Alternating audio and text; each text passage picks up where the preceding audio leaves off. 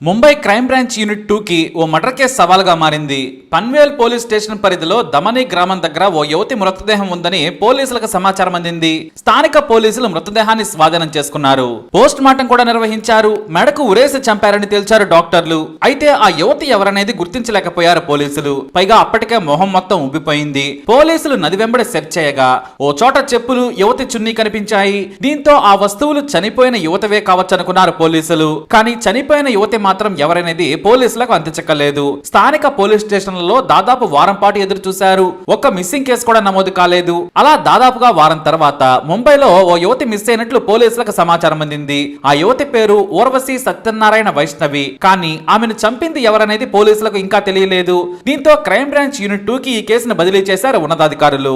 Crime branch deputy commissioner Amit కాలే స్వయంగా ఈ కేసు విచారణను పర్యవేక్షించారు. అయితే యువతి చెప్పులు చాలా కొత్తగా ఉన్నాయి. కనీసం వాటి మీద ఉన్న స్టిక్కర్ కూడా తీయలేదు. దీంతో ఊర్వశి బంధువులు ఇచ్చిన ఫిర్యాదు మేరకు ఆమె నివాసం ఉండే ప్రాంతంలోని చెప్పుల షాపులను మొత్తం వెతకగా ఆ బ్రాండ్ చెప్పులు అమ్మే దుకాణం కనిపెట్టారు పోలీసులు. దీంతో సీసీటీవీ ఫుటేజ్లను మొత్తం పరిశీలించారు. అక్కడే షాప్ లో ఓ వ్యక్తితో కలిసి చెప్పులు తీసుకుంటూ కనిపించింది యువతి. దీంతో ఆమె పక్కనే ఉన్న వ్యక్తి వీడియో కూడా దొరికింది. ఆ తర్వాత కంప్యూటర్ బిల్లులను వెతకడంతో ఫోన్ నెంబర్ కూడా లభించింది. ఇంకేముంది, కాల్ డేటా ఆధారంగా లాస్ట్ కాల్ ని చూడగా రియాజ్ అనే వ్యక్తికి వెళ్ళినట్లు గుర్తించారు. అంతేకాదు ఆమె కాల్ డేటా ద్వారా కొపర్ కెరియన్ లోని ఓ బార్ లో పనిచేస్తున్నట్లు గుర్తించారు. ఆ బార్ కు వెళ్లి సీసీటీవీ ఫుటేజ్ ను గమనించారు పోలీసులు.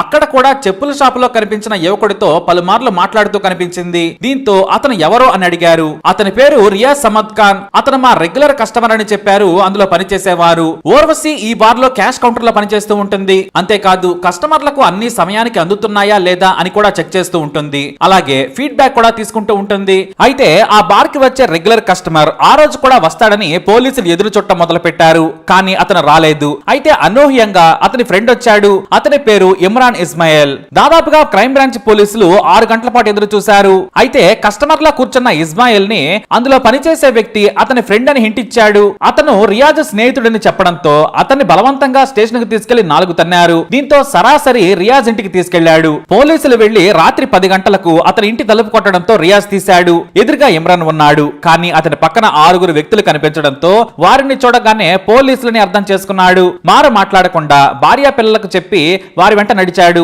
విచారణలో అసలు విషయం చెప్పాడు రియాజ్. 36 ఏళ్ల రియాజ్ తన ఇంటి దగ్గరలోని ఒక జిమ్ లో ట్రైనర్ గా పనిచేస్తూ ఉన్నాడు. ఇమ్రాన్ కొరియర్ బాయ్ గా పనిచేస్తున్నాడు. జిమ్ లోనే ఇద్దరు స్నేహితులయ్యారు. ఆ తర్వాత క్లోజ్ ఫ్రెండ్స్ కూడా అయ్యారు. అయితే రియాజ్ ప్రతిరోజు సాయంత్రం వేళ బార్ కు వెళ్లి 2 పెగ్గులు వేసుకుని వచ్చేవాడు. దగ్గరలోని బార్ కావడంతో తనకు పరిచయస్తులు అక్కడ కొంతమంది ఉన్నారు. అలా రోజు 2 పెగ్గులు వేసుకుని వచ్చే క్రమంలో కస్టమర్ ఫీడ్బ్యాక్ ను తీసుకునే సమయంలో బిల్లు చెల్లించే సమయంలో అతనికి ఊర్వశి పరిచయం అయింది. ఆ తర్వాత ఇద్దరు చూపులు చూసుకున్నారు. ఒకరికొకరు నచ్చుకున్నారు. ఆ తర్వాత డేట్ పేరుతో ఊర్వశిని సినిమాకి తీసుకెళ్లాడు రియాజ్. అలా ప్రేమలో పడి శృంగారం వరకు వెళ్లారు. రియాజ్ తనను పెళ్లి చేసుకుంటానన్నాడు. అలా ఇద్దరూ కలిసి దాదాపుగా 2 ఏళ్ల పాటు తిరిగారు. ప్రతి రోజు తన ఇంటికి ప్రియుడిని పిలిపించుకునేది. ఇద్దరు ఆమె గదిలోనే ఎంజాయ్ చేసేవారు. అయితే 2 ఏళ్లైనా సరే ఆమెతో శృంగారం చేయటం, వెళ్లిపోవడం చేసేవాడు రియాజ్. ఇద్దరూ కలిసి స్నేహితుల పెళ్లిలకు కూడా కలిసి తిరిగేవారు. అయితే తనకు పెళ్లైన విషయాన్ని మాత్రం ఊర్వశికి చెప్పలేదు. అలాగే తన వయసు 30 ఏళ్లని నమ్మించాడు. దీంతో తన లవర్ కి పెళ్లి కాలేదని ఆమె నమ్మింది. అలా 2 ఏళ్లు గడిచినా సరే ఆమెతో ఎంజాయ్ చేస్తూనే ఉన్నాడు. ఇంకా చెప్పాలంటే ఊర్వశి దగ్గర డబ్బులు కూడా తీసుకుంటూ ఉన్నాడు. ఇక తన వయసు కూడా 20 ఏళ్లు కావడంతో ప్రియుడితో పెళ్లి చేసుకుని లైఫ్ లో సెటిల్ అవ్వాలనుకుంది ఊర్వశి. ప్రతి రోజు తనను పెళ్లి చేసుకోవాలని గొడవ పెట్టడం స్టార్ట్ చేసింది. దీంతో మెల్లిగా దూరం పెట్టడం మొదలు పెట్టాడు.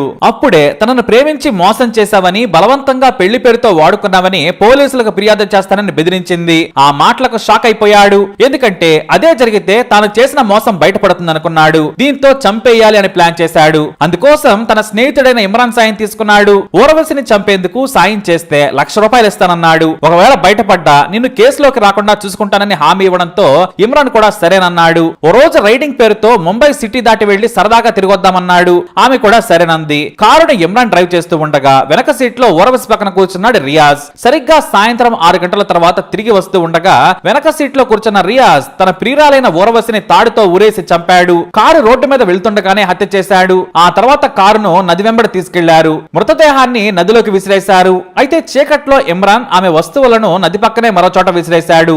ఊర్వశి ఫోన్ ను నదిలోకి విసిరేసి ఇద్దరు వచ్చే దారిలో మద్యం తీసుకుని ఇంటికి వెళ్లకుండా ఒక లాడ్జ్ లో విశ్రాంతి తీసుకున్నారు. ఆ మరునాడు తమ ఇళ్లకు వెళ్లిపోయారు. అలా 2 ఏళ్లు అబద్ధాలతో ఊర్వశిని శృంగారం కోసం వాడుకున్న రియాజ్ చివరకు ఆమెను హత్య చేసి వదిలించుకోవాలని పట్టుకోవాలనుకున్నాడు. అయితే మృతురాలి చెప్పులు తనను పట్టిస్తాయని అస్సలు ఊహించలేకపోయాడు. ఇక భయంతో రియాజ్ బార్కు వెళ్లడం తగ్గించాడు. కాకపోతే అతని స్నేహితుడు ఇమ్రాన్ వెళ్లడంతో క్రైమ్ బ్రాంచ్ పోలీసులకు దొరికిపోయాడు. అలా కేసును ఛేదించారు పోలీసులు. అయితే ఊర్వశి తన కుటుంబ సభ్యులకు చెప్పకుండా ముంబై వచ్చి తన బ్రతుకు తాను బ్రతుకుతూ ఉంది. అందుకే ఆమె గురించి అక్కడ ఎవరికీ తెలియలేదు.